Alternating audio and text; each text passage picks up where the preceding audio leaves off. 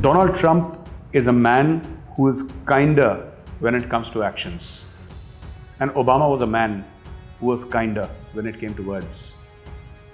Please do not believe in the words of men, especially men in power. Believe in their actions. Every time you vote for these people, they jeopardize India's territorial integrity, they jeopardize India's security. They jeopardize India's sovereignty, and I will tell you today how they do it. And your party does it exactly like the East India Company did 250 years ago. They feel that it is the right of the white man to interfere in the brown man's business. India is our business. We'll take care of India as we deem fit.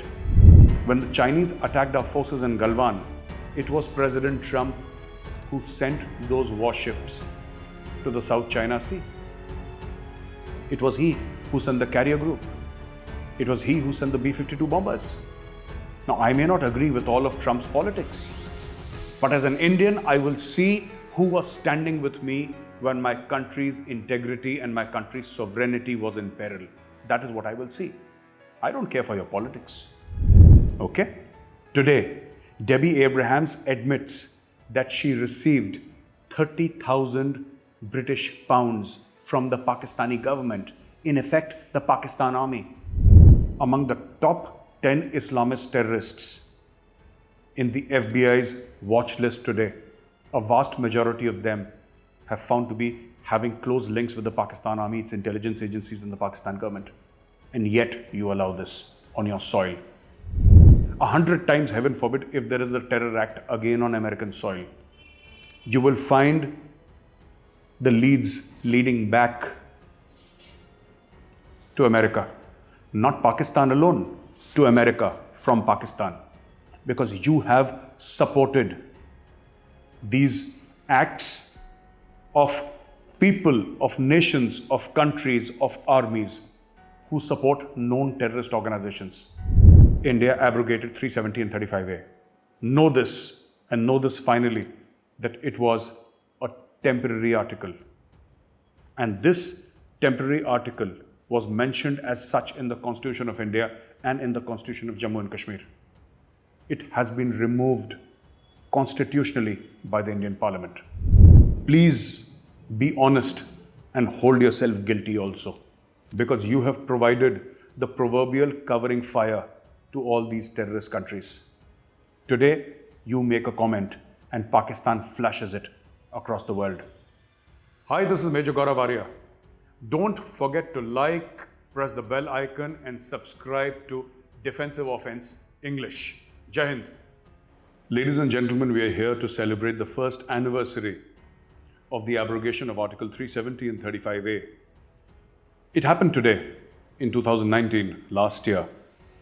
And it was done by the Indian Parliament. It was a legal parliamentary process. There were howls of protests. In America, it was the Democrats. In UK, it was the Labour Party. And also the European Parliament, that defunct organization that hasn't much to say anyway.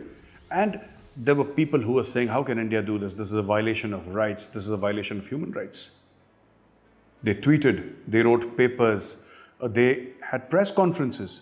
And this was in direct violation of India's sovereignty and territorial integrity. And today I'm going to speak not to anybody else, but I'm going to speak to Indians who are outside, people of Indian origin, our non-resident Indians who are outside and who are firm and strong supporters of the Democrats in the US and are firm supporters of the Labour Party in UK and who support similar parties in the European Union. I want to tell you something. And let's have a frank conversation. For a very long time, your parties, the parties that you support, have been interfering in India's internal matters. They have an opinion on each and every single thing. If there is a stone that is thrown inside JNU, somebody there has an opinion. I, as a citizen of India, have an opinion on your politics. And today I'm going to tell you what my opinion is. And it's very clear, you cannot interfere in India's internal matters. India is the world's largest democracy.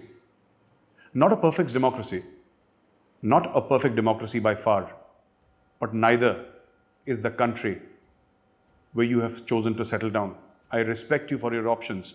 I respect you for the choices that you have made. But please understand, every time you vote for these people, they jeopardize India's territorial integrity. They jeopardize India's security. They jeopardize India's sovereignty, and I will tell you today how they do it. Number one, every time the Indian Parliament takes a decision that is not to their liking, there are howls of protests everywhere. You have people writing letters, you have people writing op-eds in the New York Times and the Washington Post. Why? Why should you do it? But your party does it. And your party does it exactly like the East India Company did 250 years ago. They feel that it is the right of the white man to interfere in the brown man's business. India is our business. We'll take care of India as we deem fit, as 130 crore, 1.3 billion Indians deem fit. Now, you may not like Narendra Modi, and that's all right. That's all right.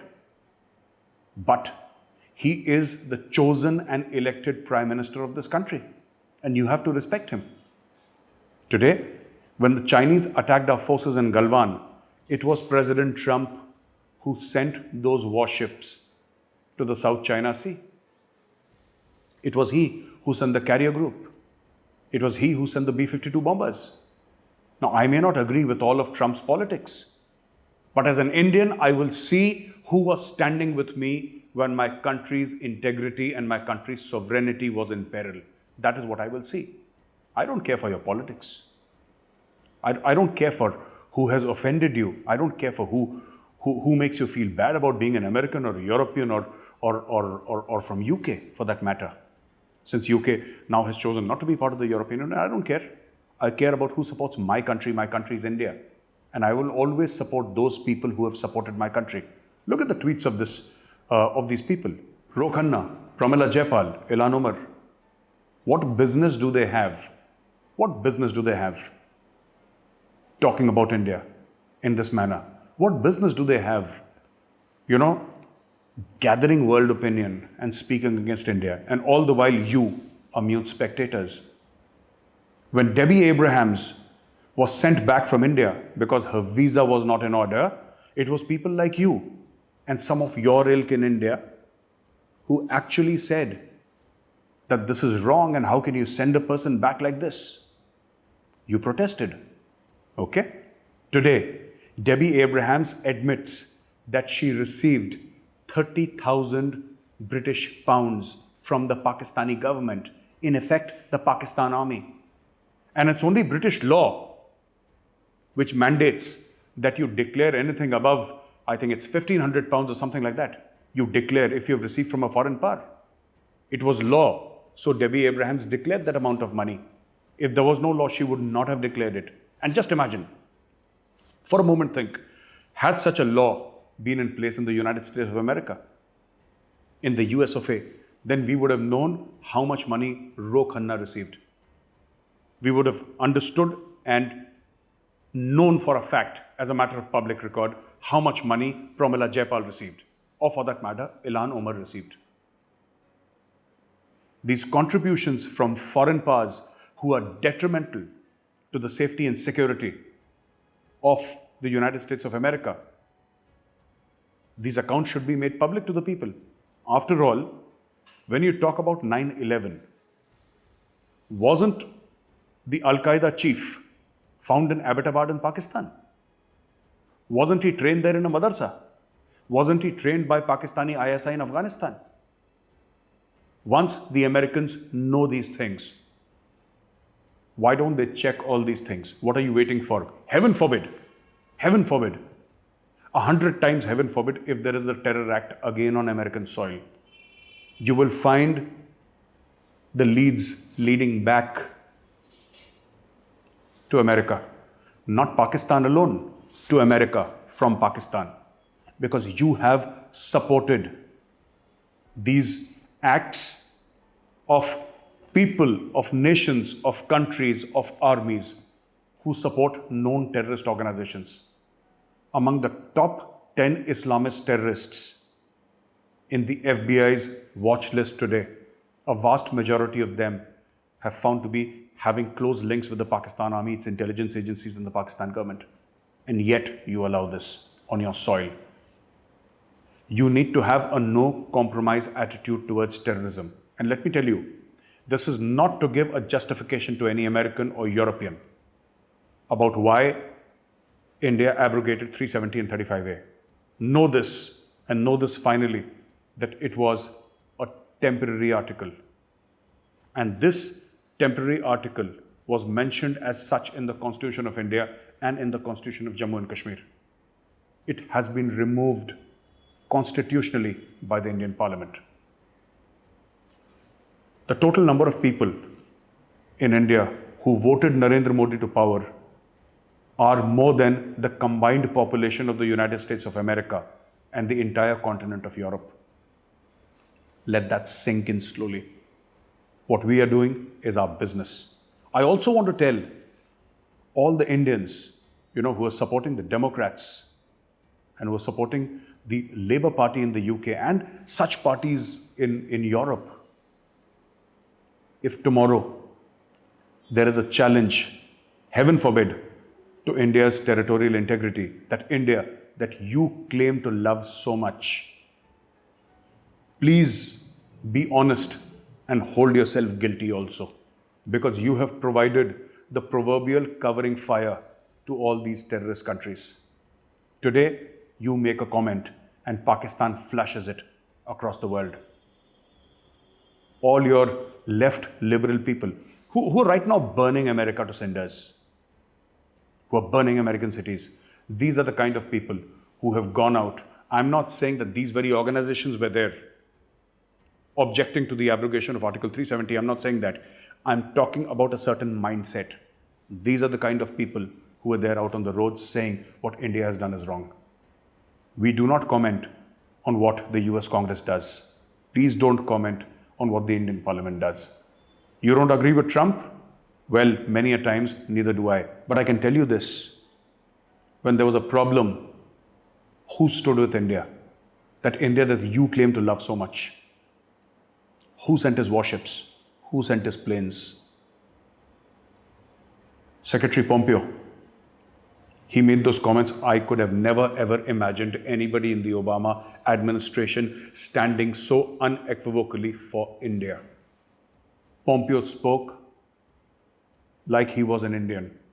That was his level of commitment to India. If you still think that you want to vote Democrat and you want to vote Labour, wherever you are, in the US or the UK, please remember that you will share a significant portion of the blame if harm comes to Indian troops. And why am I saying this? Why am I saying this? Obama sanctioned hundreds of drone strikes inside Pakistan. Obama sanctioned the mission to kill Osama bin Laden. And the world celebrates Obama as a Nobel laureate. They celebrate him as a great statesman. I have all the respect for Barack Obama and his policies. He came from a humble background, and from the mean streets of Chicago, he rose up to be America's first African-American president and the world's most powerful man. But I want you to look deep within your own hearts. You Indians who have settled in America, who have settled in Europe, and think, Barack Obama was directly responsible for the displacement of millions of people. He was directly responsible for the deaths of thousands of people, innocent people who had nothing to do with Al-Qaeda, who had absolutely nothing to do with the Islamic State. Whether you look at the Arab countries, whether you look at Afghanistan.